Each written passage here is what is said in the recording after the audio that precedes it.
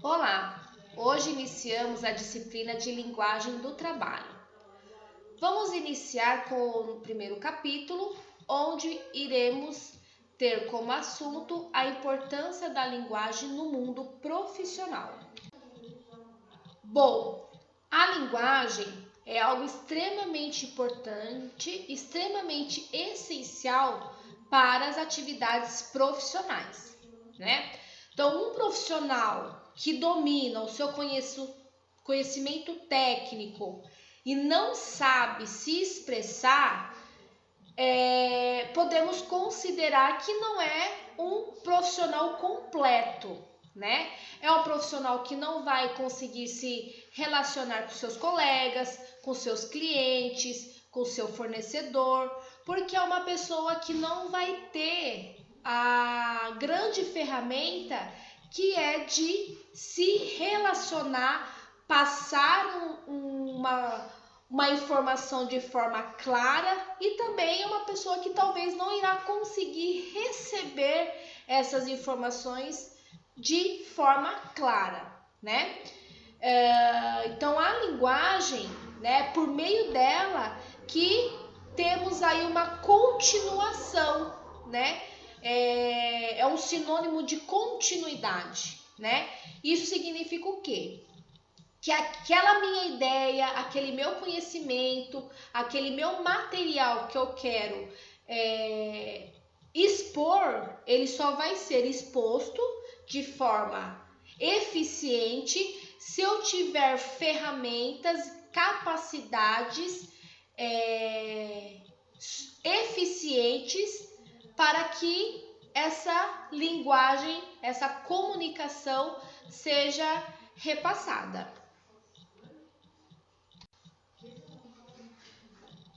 Comunicação, né? Então, a definição do termo comunicação é aquela que considera o sentido de que comunicação é uma transmissão de ideias da mente de uma pessoa, né, que utiliza um canal, né?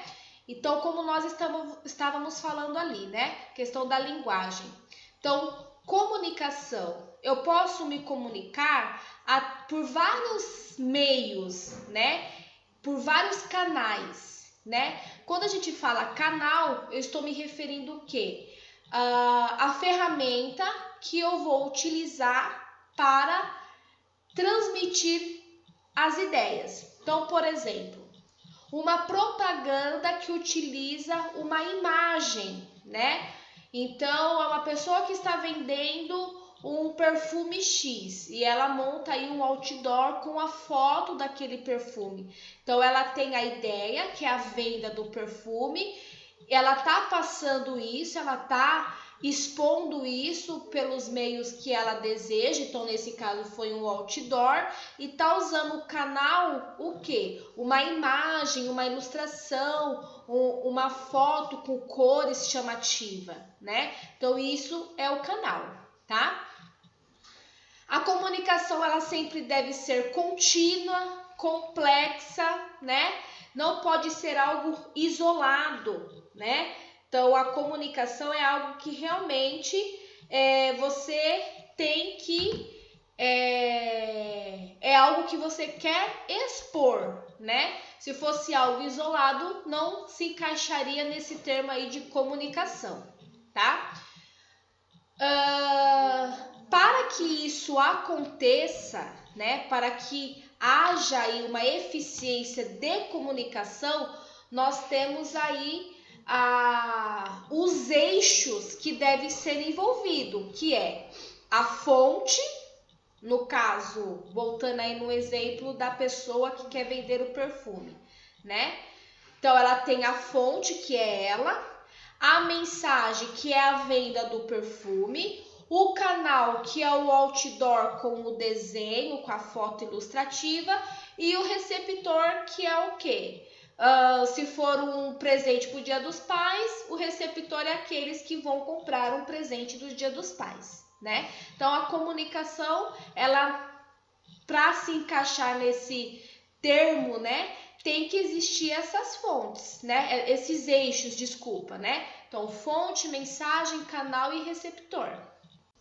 Bom, então desta forma, entendemos que a comunicação é algo transacional, né? Algo de mão dupla, né? Então a pessoa lá, a fonte, né? O interessado em emitir, em se comunicar, ele tem a proposta, né? De emitir essa comunicação com o intuito do quê? De retornar, né? Então, voltando aí o exemplo da venda, o quê? De chamar a atenção para que aquele perfume consiga ser vendido, né? Então, a comunicação ela é vista como um processo no qual há a influência mútua e constante dos participantes e as pessoas que agem como fonte e receptor, ok? Discurso, né? Discurso é uma forma de se comunicar, né? E para definir discurso, podemos colocar com as seguintes palavras: que o discurso é a palavra em movimento, onde se observa-se o homem falando, né? Que nada mais é. Então, quando uma pessoa está fazendo o discurso, todo mundo está ali quieto, né? E somente essa pessoa fala, né? Diferente, por exemplo, de um debate, onde tem pessoas trocando informação, trocando palavras, né? O discurso não, só é um falando e os outros ouvindo, observando. Comunicação e discurso nas organizações, né? Os estudos organizacionais contemporâneos, sendo o poder constitutivo da linguagem enfatizado e os objetos naturais visto como produzido discursivamente, ou seja, os objetos são construídos a partir da linguagem. Da mesma forma que o discurso estrutura o mundo, ele também estrutura a subjetividade das pessoas ao proporcionar uma identidade social particular e uma forma de pertencer ao mundo que o cerca, né? Então, o que nós estamos querendo falar aqui? Então, nesse caso, o discurso que é ouvir, observar o homem falando, esse homem que fala, ele vai utilizar o quê? Aquela linguagem, né? Aquilo que ele escolheu de linguagem, né? Então, veja bem, uma pessoa que fala gíria, por exemplo, e outra pessoa que não fala gíria, né? Isso é o quê? Uma identidade social, é algo particular, né? É algo dele, né? Então, identidade significa isso. Então, é uma forma da pessoa, né, se apresentar, vamos dizer assim, né, à sociedade ali, aos participantes que o cerca, como diz aqui o texto, né? Então, acredito que alguns de vocês já tenham se visto aí, né, se pego numa situação, né, por exemplo, puxa, agora você falando eu entendi melhor, aquela outra professora, por exemplo, falou e eu não entendi muito bem. Então, às vezes uma palavra, as escolhas das palavras e tudo mais, fez com que você entendesse melhor. Então, o quê? As identidades, elas são diferenciadas, né? Então, cada pessoa tem o seu jeito de falar, as suas escolhas, né? Então, identidade social é isso. Aqui nós estamos observando tipos de comunicação organizacional, né? Então, nós temos aqui, se vocês observar, eu tenho na horizontal, estamos divididos em nível pessoal e impessoal, e na vertical, onde está colorido, né? os azuis e o verde, o que é comercial e o não comercial, né? Então, por exemplo, aqui, uma questão pessoal seria uma questão voltada aí como uma identidade social, como eu falei para vocês, né? Então, um vendedor, né,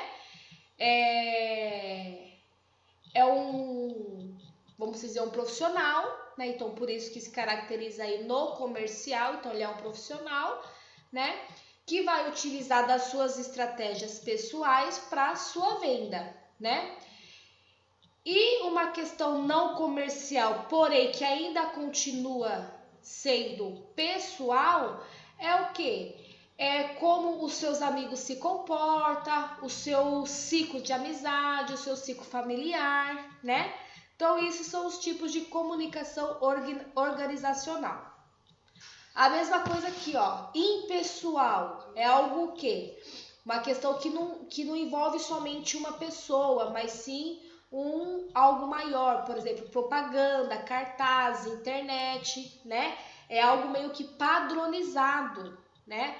E aí, no caso, no comercial, quando tem um interesse comercial, e o não comercial, por exemplo, trabalhos acadêmicos, exibições científicas, que são coisas que já existe um padrão básico, né, para se seguir. A aplicação dos escritos à enfermagem. Bom, resenha aplicada à enfermagem, né? Então, primeiro devemos entender o que é uma resenha. Então, a resenha é uma espécie de resumo, né? Então, é um texto onde vai haver uma síntese, né? Então, um resumo breve de alguma coisa, né? De algum acontecimento, né? Então, de um jogo de futebol, né? Um produto, uma situação, uma comemoração, uma resenha de um texto, né? De um filme. Então, resenha é isso, né? É uma espécie de resumo que tem como objetivo passar informações, né?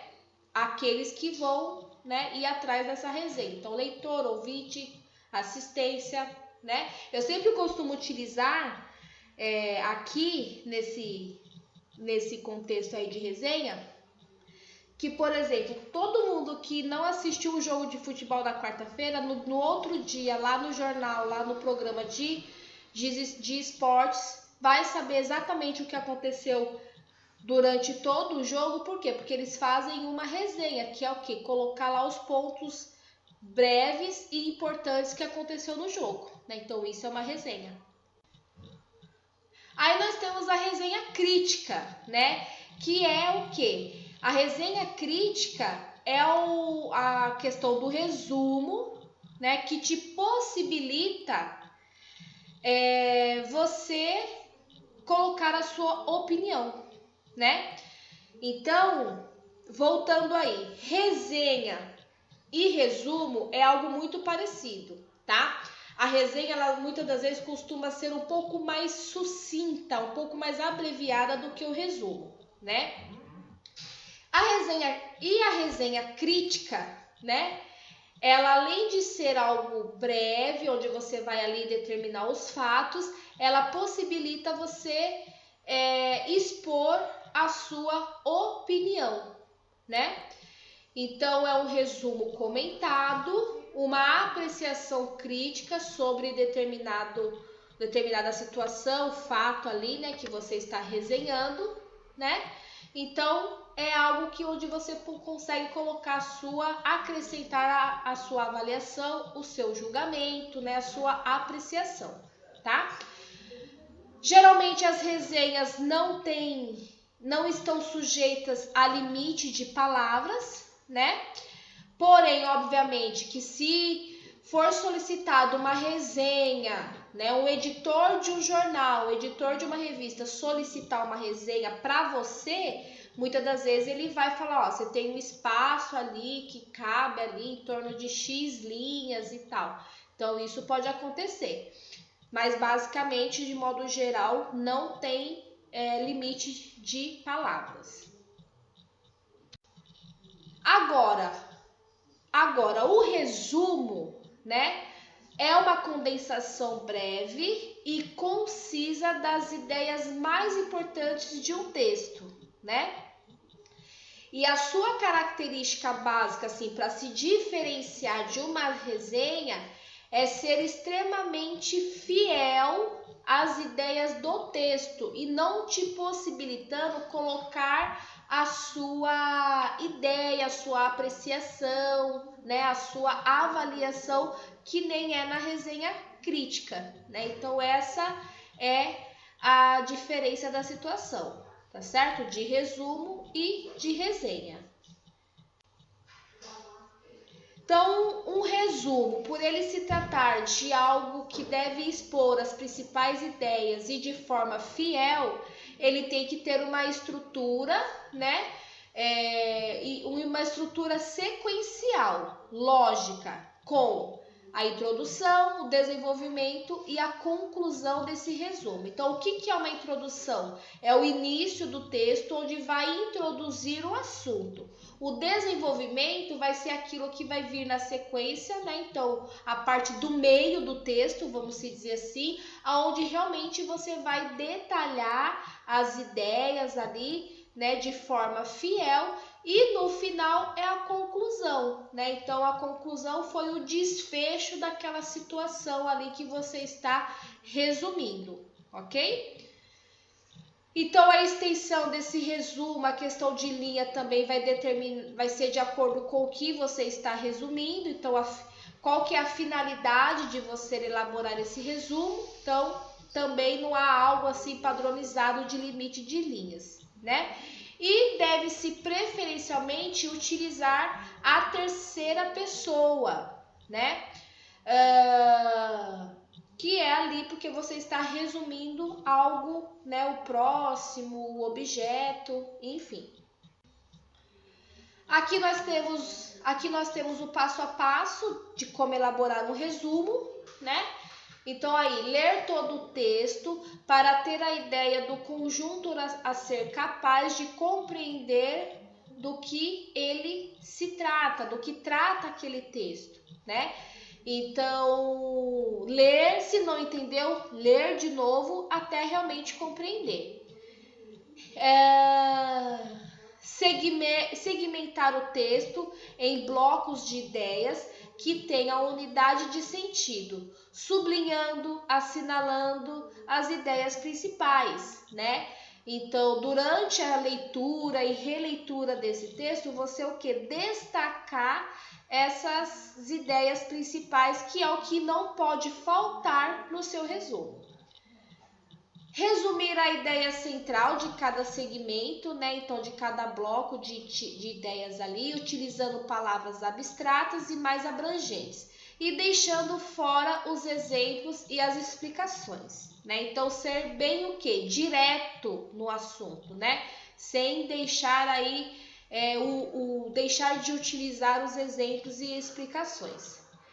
Elaborar a redação final do resumo com palavras próprias, procurando encadear os segmentos, resumindo na progressão e que se sucede no texto de forma geral. Então, essa parte final, que é a conclusão, você pode usar palavras suas, porém não dar a ideia, não dar avaliações individuais, mas sim utilizar palavras suas que não vai tirar a ideia do texto, ok?